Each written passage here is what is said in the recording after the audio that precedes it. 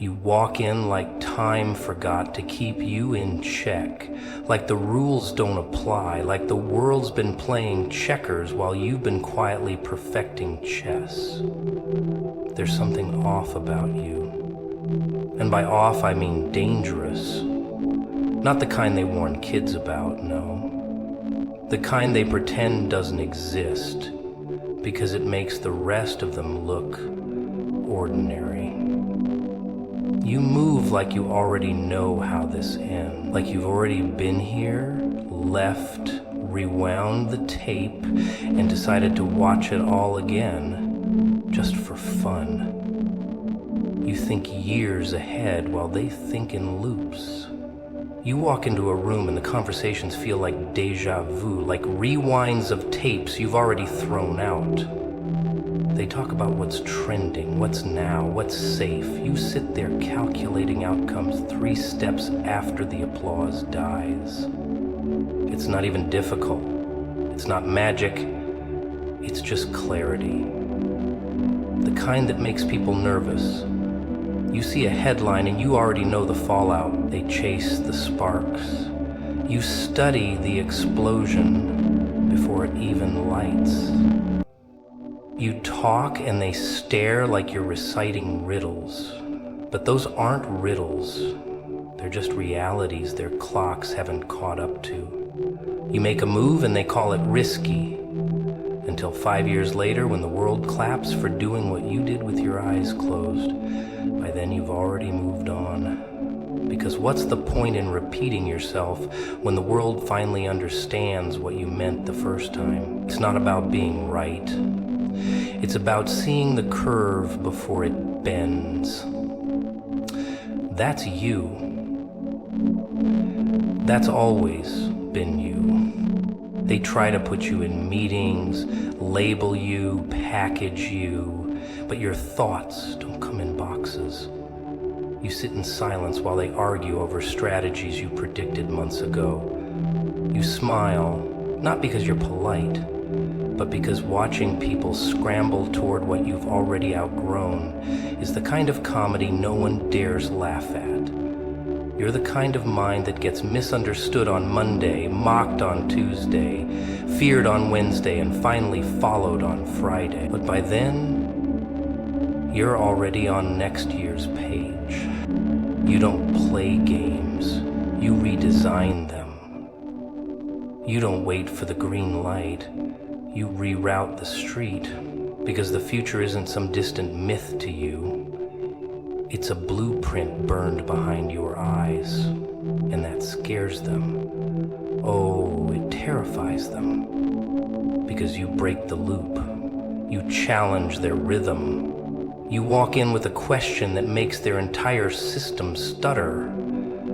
Not because you're trying to cause chaos, but because you're allergic to sleepwalking through recycled ideas, dressed in new colors.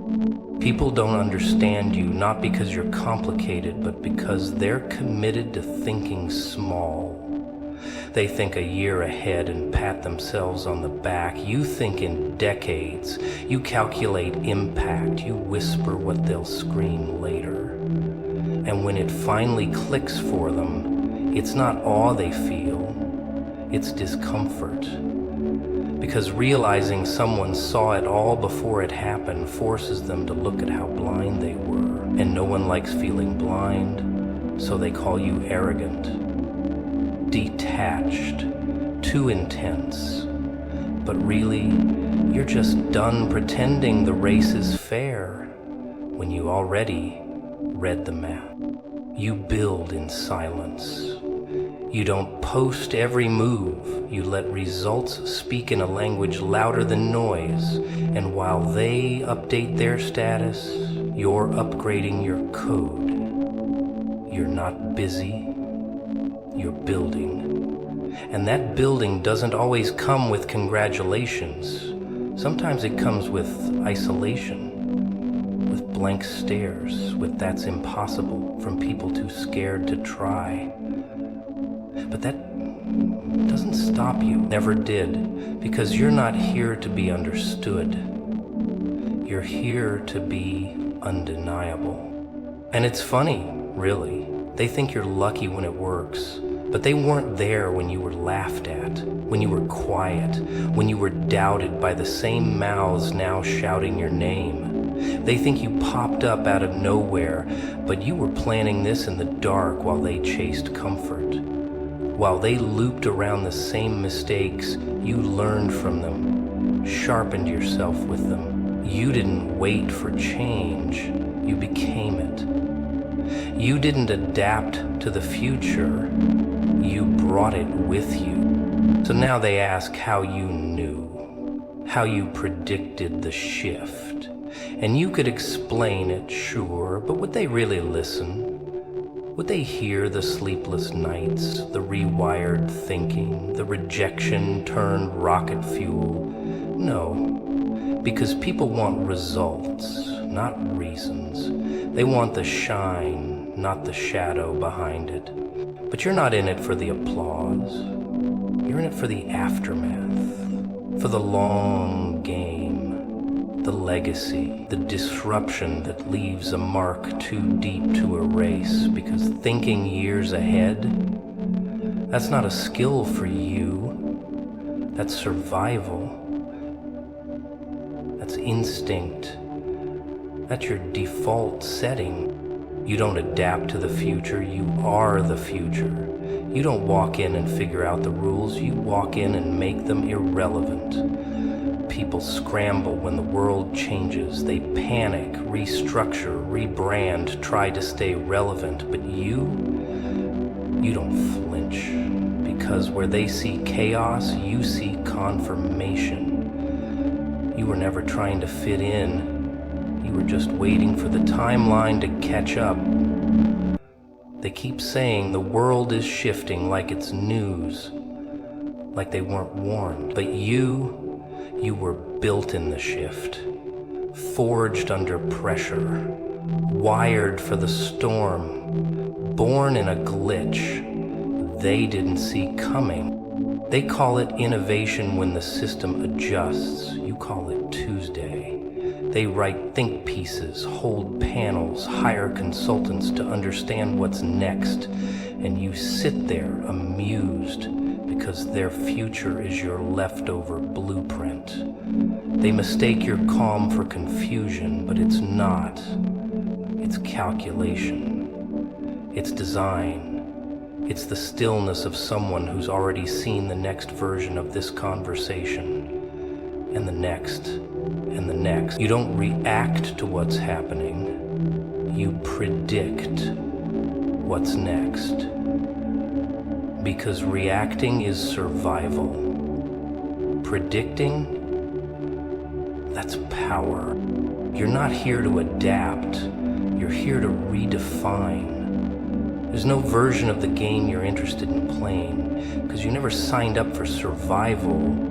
You came for transformation, for disruption, for those uncomfortable silences when people realize they've been moving in circles and you've been moving in dimensions. They don't get it. They think you're difficult, cold, detached. But the truth is, you just don't have time for the repetition of outdated dreams. You're not from here. You're not for now. You're here as a reminder that normal was never supposed to last. So they call you ahead of your time. That's what they say when they can't decode you. Ahead of your time is what the world labels someone they're too slow to understand. But you don't need the label. You wear invisibility like armor until it becomes visibility by force. You don't beg to be seen. You show up when it's undeniable.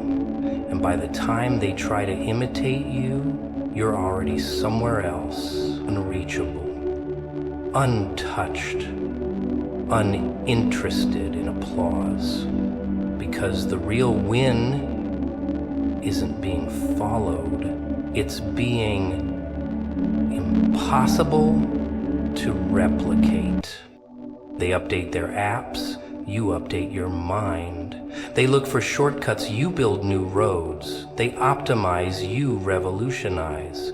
You see a wall and don't ask how to climb it. You wonder why it's still standing, because you weren't taught to navigate limitations. You were designed to erase them. They'll never understand that kind of mind.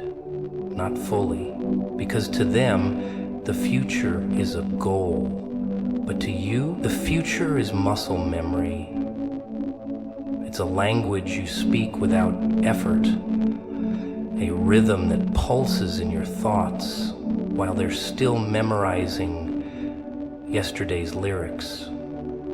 They tell you to slow down, to explain yourself, to make your vision more palatable. But truth doesn't always come with a soft voice.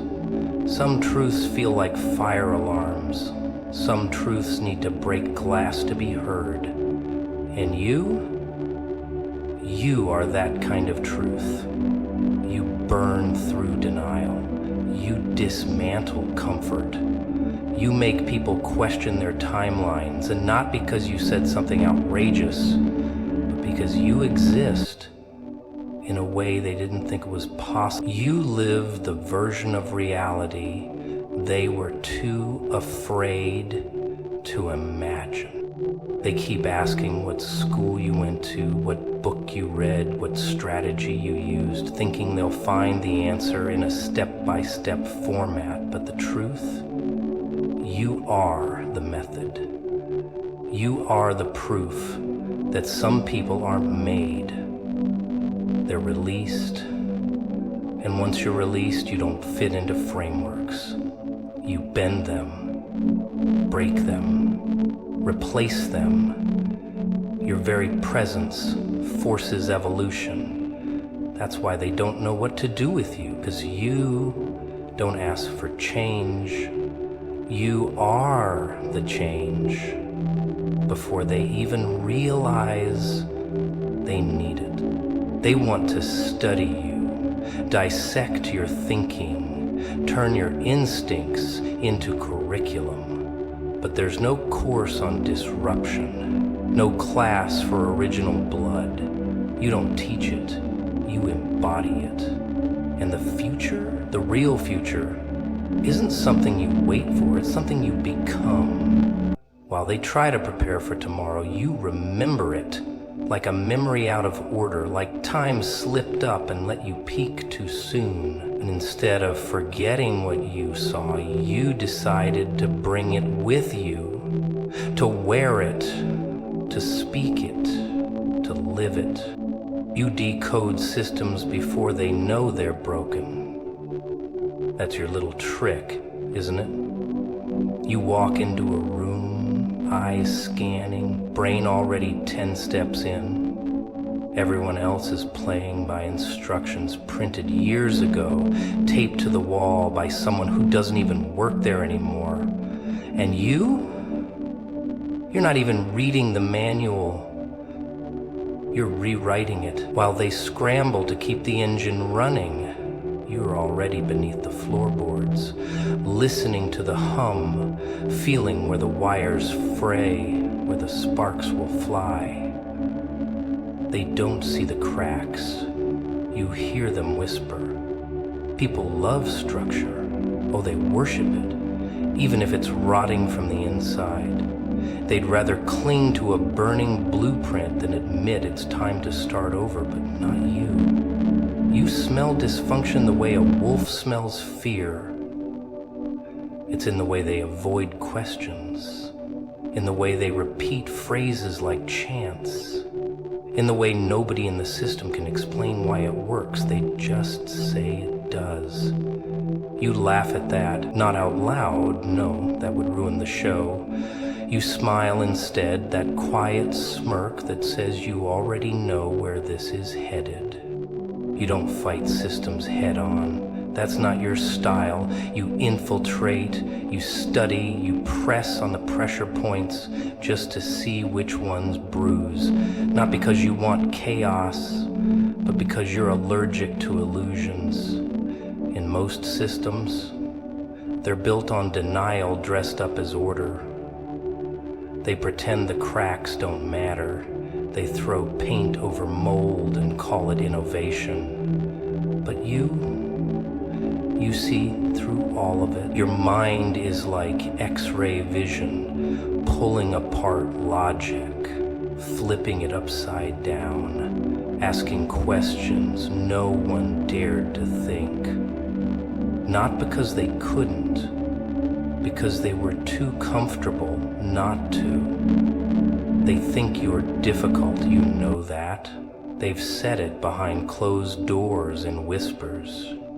Too intense, too skeptical, doesn't follow protocol, as if that's a bad thing.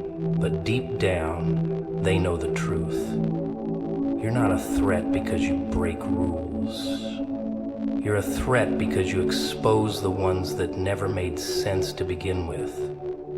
The ones they built their safety on. The ones that keep the machine turning. Not because it's efficient, but because no one had the nerve to stop it. And when you do speak, it's like a hammer to glass, not because you shout, but because your questions cut straight through the pretense. You ask why, and they freeze. You say, prove it, and they stall, because nobody trained them for scrutiny. They were trained for compliance, for echo chambers, for round tables where everyone agrees and nothing changes. But you walk in and the air shifts. The walls get nervous because the moment you see through something, it starts unraveling. There's something dangerous about a mind that doesn't accept things at face value. It terrifies people because most systems survive on assumption, on the unspoken agreement that no one asks too much.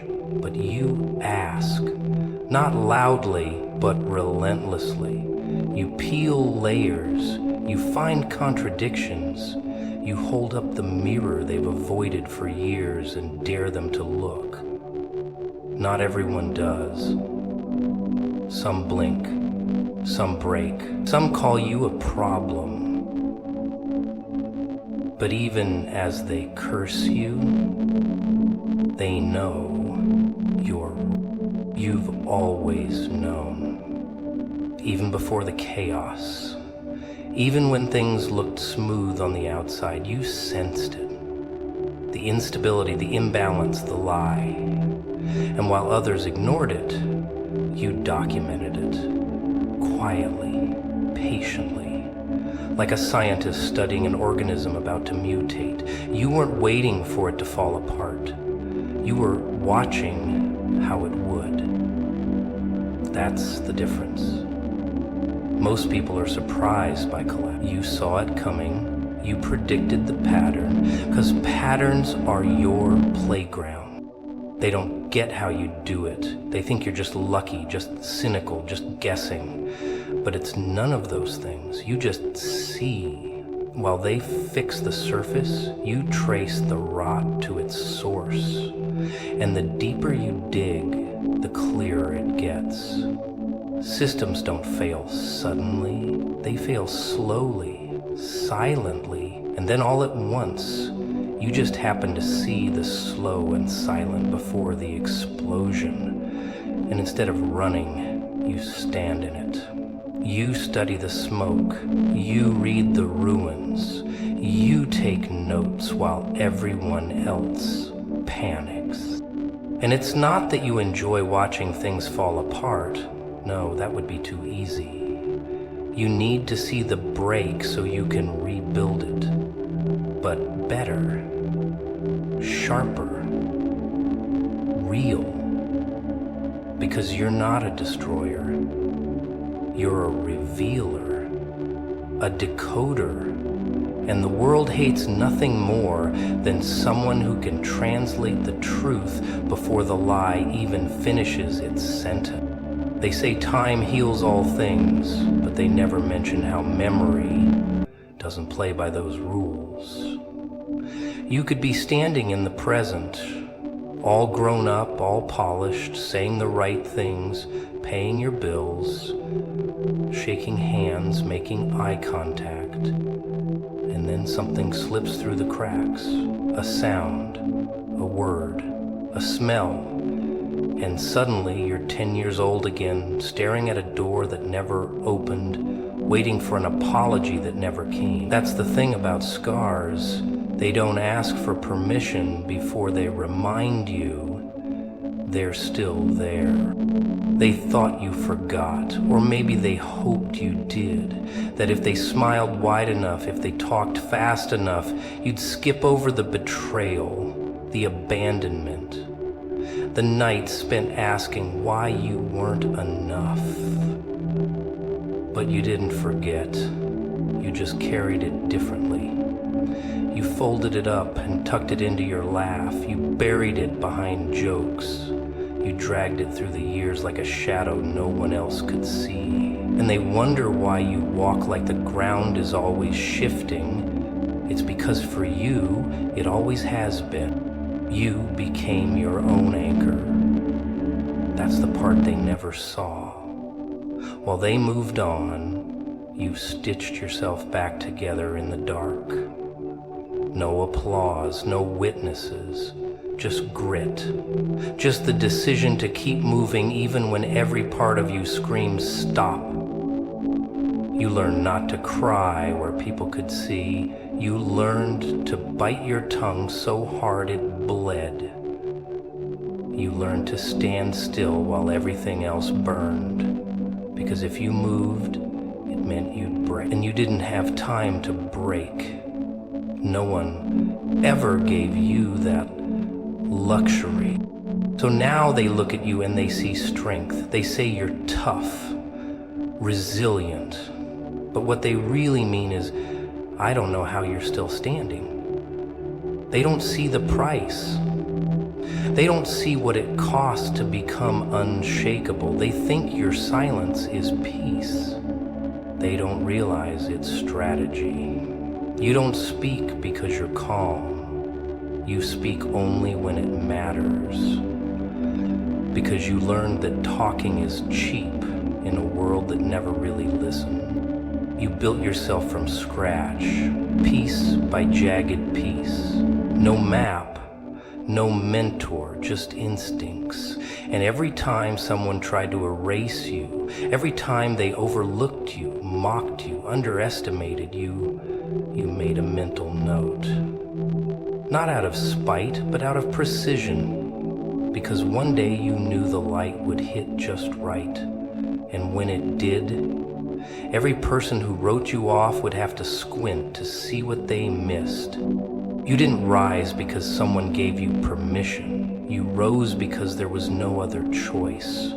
And maybe that's what they'll never understand. Some of us weren't saved. We weren't guided.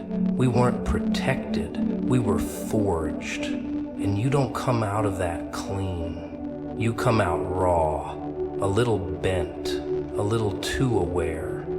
You see things other people ignore. You recognize pain hiding in small talk. You hear fear in the tone of someone pretending to be fine. Because you've been there. You built a home there. You learned to smile with your teeth and fight with your eyes. You learned that trust isn't something you give, it's something people earn. And even then, you keep a backup plan. Not because you're paranoid, but because you've been left enough times to know how quickly people vanish. You don't panic when things fall apart. That's your comfort zone. You start building before the dust even settles. They tried to erase you. Not always with words, sometimes with silence, sometimes by never calling your name, sometimes by pretending you were invisible. But you were never really gone. You were just waiting for the right moment, not to prove them wrong, but to prove yourself right. That voice inside you that kept whispering, "You matter," even when no one else said it. That voice is why you're still here. That voice is why, despite it all, you didn't fade. And now they're watching. Not because they care, but because they're confused. Because you weren't supposed to make it this far. You were supposed to break, to disappear, to become another what happened to them story. But you didn't. You outlived their expectations.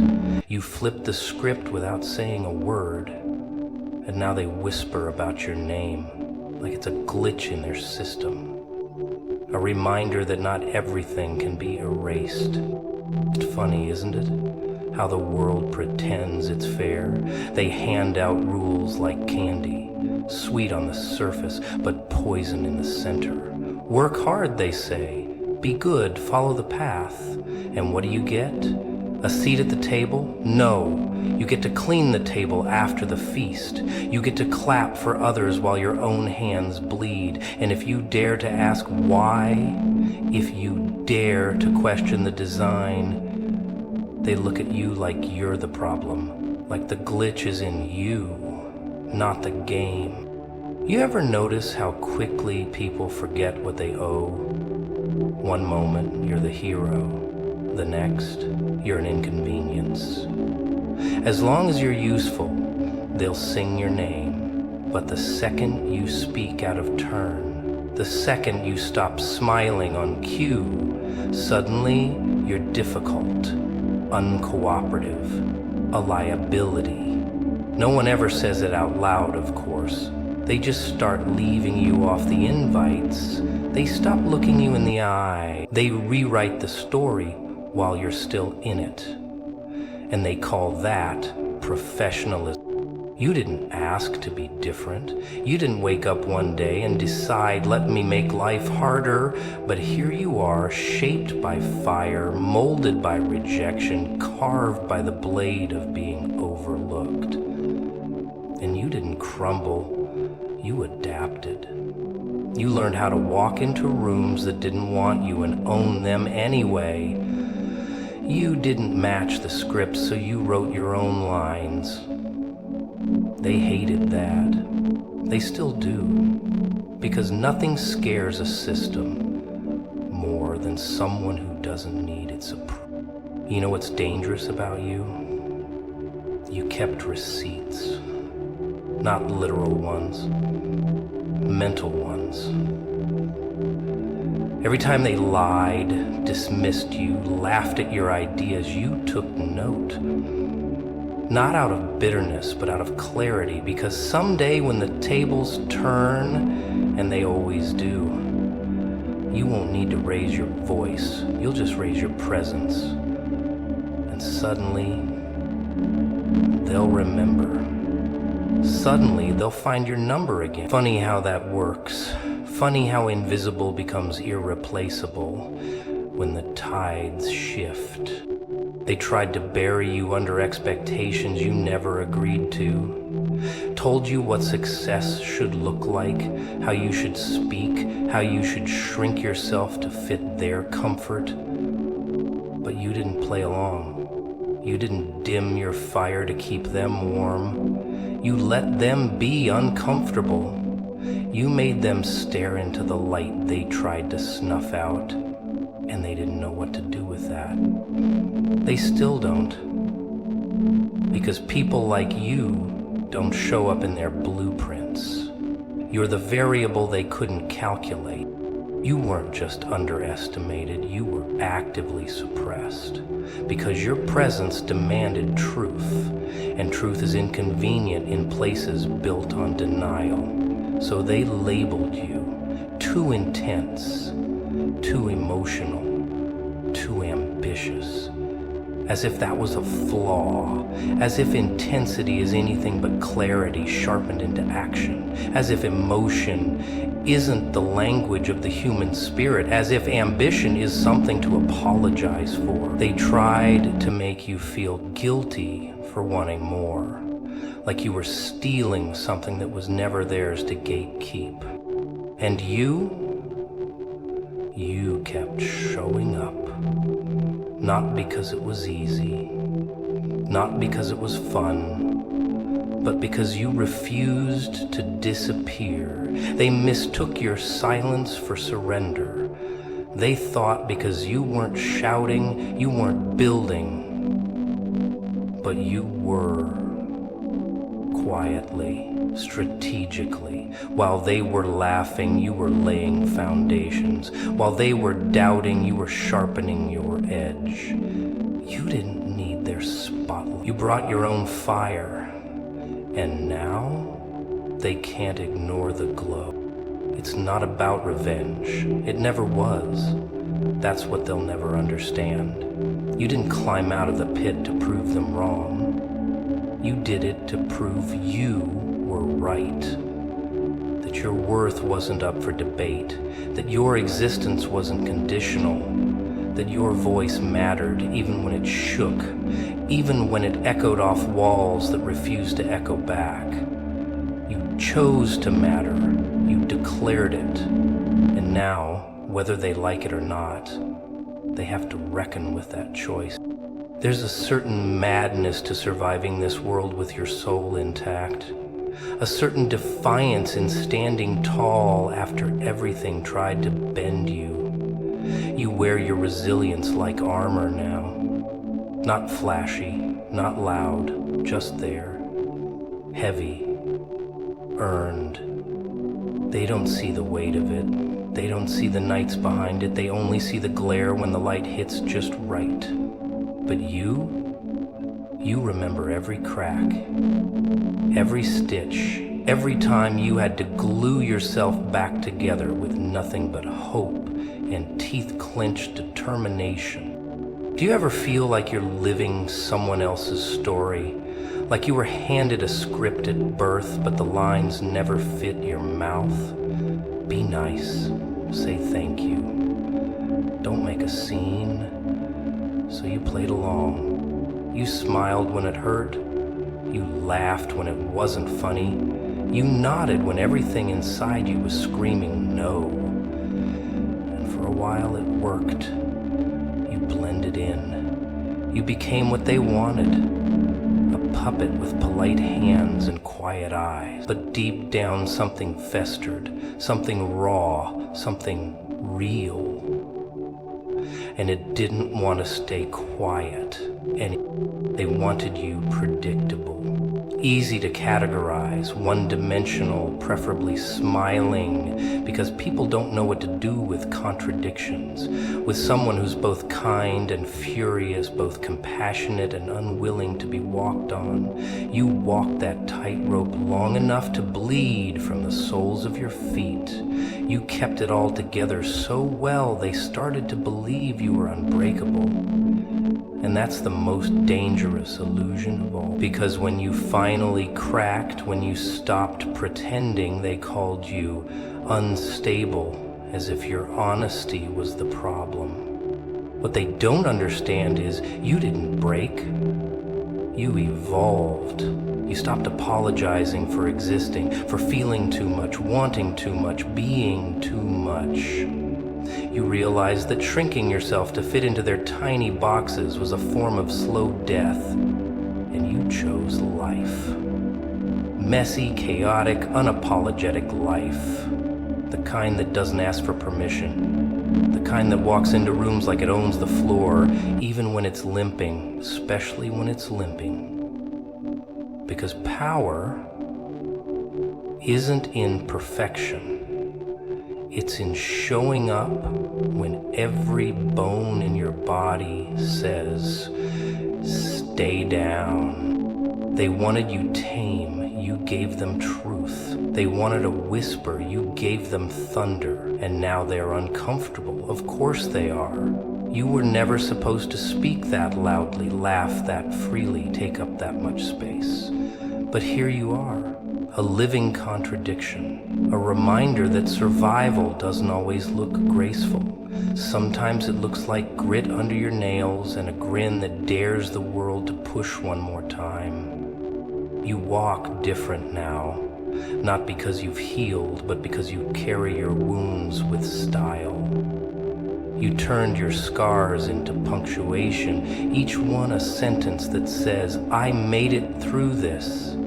and they hate that they can't erase it, that no matter how much they try to rewrite your history, you keep showing up as proof. Proof that silence doesn't equal weakness, that smiling doesn't mean surrender, that some of us learn to dance in the fire, not because we wanted to, but because no one ever taught us to run. The system wasn't built for you. It wasn't built for the loud ones, the wild ones, the ones who ask too many questions and don't stop at easy answers. It was built to break you gently over time so you wouldn't notice. So you'd call it maturity, call it growth, call it professionalism, but somewhere along the way you woke up. You saw the cracks. You realized the house was on fire and they were selling candles. So you picked up your truth, soaked it in gasoline, and set your own path ablaze. You don't owe anyone an explanation for surviving, for doing what you had to do to stay afloat in a world that told you you were too heavy. You were never too heavy. You were just carrying the weight of every version of yourself that wasn't allowed to breathe. And now that you've let them speak, now that you've given them space, they don't want to be silenced again. They want to live. All of them. The angry you, the scared you, the bold, reckless, heart-goodig for its own good you.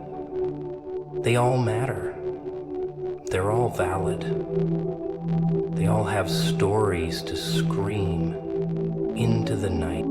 You're not here to make people comfortable. You're not here to be liked or approved or stamped with a gold star for good behavior. You're here to be you, in full volume, in full color, even when it shakes the room, especially when it shakes the room. Because if you can walk through hell and still light candles for others, then maybe the story was never about pain. Maybe it was about becoming the kind of person who could survive it and still choose to be kind. Let them talk. Let them call you dramatic, difficult, intense. They called the stars chaotic once too, until they learned how to measure the light. You're not broken. You're not lost. You're just finally becoming what they tried so hard to erase.